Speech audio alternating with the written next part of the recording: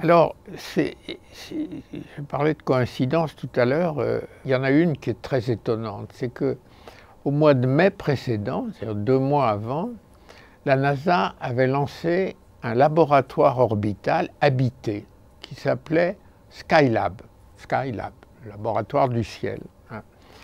Et dans ce laboratoire, il y avait des astronautes et le but était de montrer qu'on pouvait faire de la science dans l'espace avec la présence de l'homme.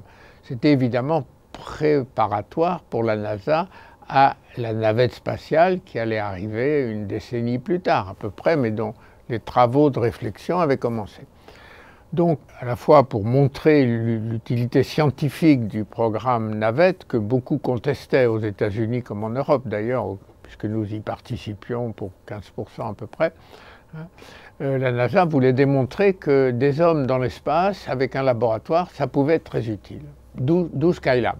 Et Skylab avait, parmi ses objectifs de mesure, une étude de la couronne solaire.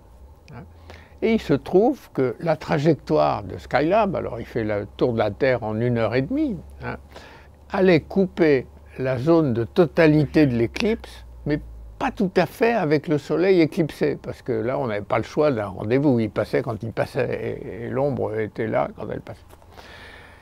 Et donc Skylab a fait une admirable photographie que Serge Kouchmy connaît bien, dans laquelle le Soleil n'est pas éclipsé par la Lune, mais par un masque qu'on appelle coronographique, qui est dans l'instrument et qui cache le disque du Soleil. Et cela permet de voir la couronne dans le voisinage immédiat du Soleil, mais pas plus loin parce qu'elle est trop peu lumineuse.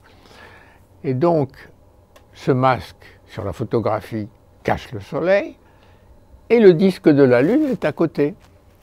C'est la plus que nouvelle Lune, elle est vraiment tout près du Soleil, mais elle est éclairée par la pleine Terre, si bien que ce disque de la Lune n'est pas noir d'encre, mais légèrement éclairé. Ça s'appelle la lumière cendrée quand on l'observe depuis la Terre.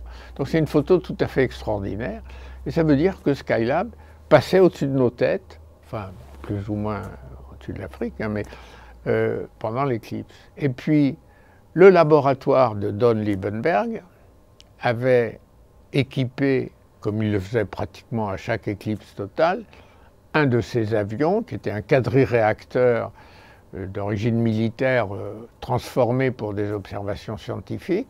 Et lui, il volait beaucoup plus bas que le Concorde, il volait plus bas que nous. Et il nous a photographiés. En tout cas, il y a une photographie qui a été probablement prise par le pilote ou le copilote de cet avion, dans lequel on voit Concorde, le Soleil et la couronne. C'est tout à fait étonnant aussi.